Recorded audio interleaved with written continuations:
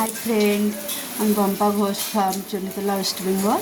দেখো আজকে আমি প্লেন মাছের ঝোল করছি। কীভাবে করছি দেখো, তোমরা করতে পারো। দেখো প্রথমে মাছগুলো ভেজে নিলাম, তাও আমি একটু অন্যরকমভাবেই করার চেষ্টা করি। মাছগুলো ভাজা হয়ে গেছে। এই দেখো ঝিঙে আলু ডাঁটা ভেজে নিয়ে সিদ্ধ করে রেখেছি।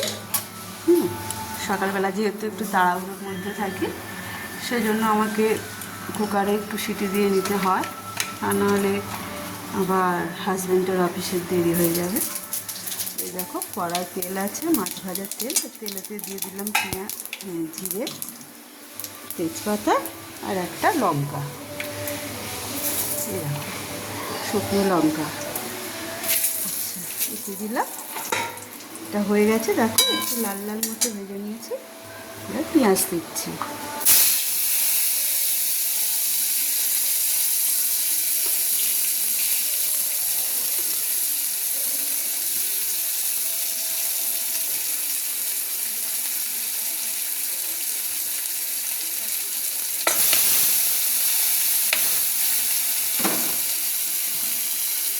পেঁয়াজটা দিলাম, পেঁয়াজটা লাল লাল করে ভেজে নেব।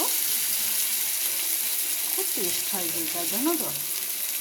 চারিদিকে যা সমস্যা চলছে, নানান ধরনের রোগ নানা এইসব লেগেই আছে। প্রতিটা মানুষেরই প্রায় শরীর খারাপ, গ্যাস অম্বল। সেই জন্য আরও বিশেষ করে ঝোলটা করি মাঝে মধ্যে। ঝোলটা খেলে মানুষের শরীরটাও ভালো থাকে, সেই জন্য ঝোলটা করি।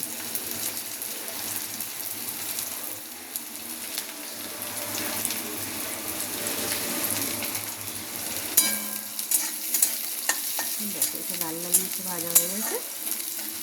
আদা বাটাটা আনতে ভুলে গেছি। দেখো আমার মেয়ে টিভি দেখছে, ঠিক আছে। এলাম, আদা বাটাটা নিলাম।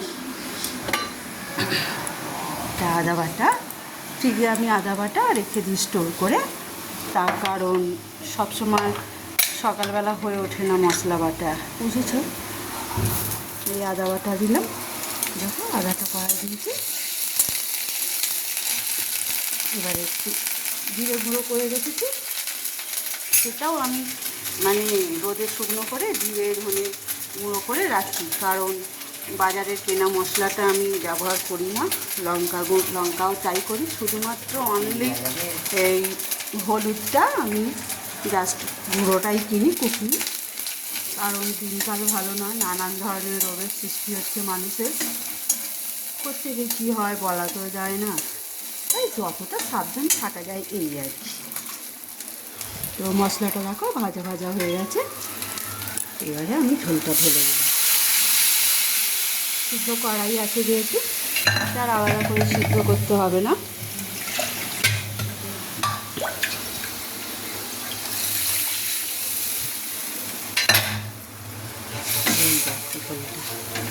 বেশ সুন্দর দেখতে হচ্ছে, দেখো কালারটা কত সুন্দর হয়েছে। প্লেন ঝোল, মাছগুলো দিয়ে দিচ্ছি, ফুটে উঠবে, আমি নামিয়ে দেবো। যেহেতু সবটাই করা আছে, আর একদম আমি প্লেন ঝোল করছি, যাতে শরীরটা ভালো থাকে সবাই। সবসময় উল্টো পাল্টা খাওয়া দাওয়া তো ঠিক না মানুষের শরীরের পক্ষে। চলো টাটা।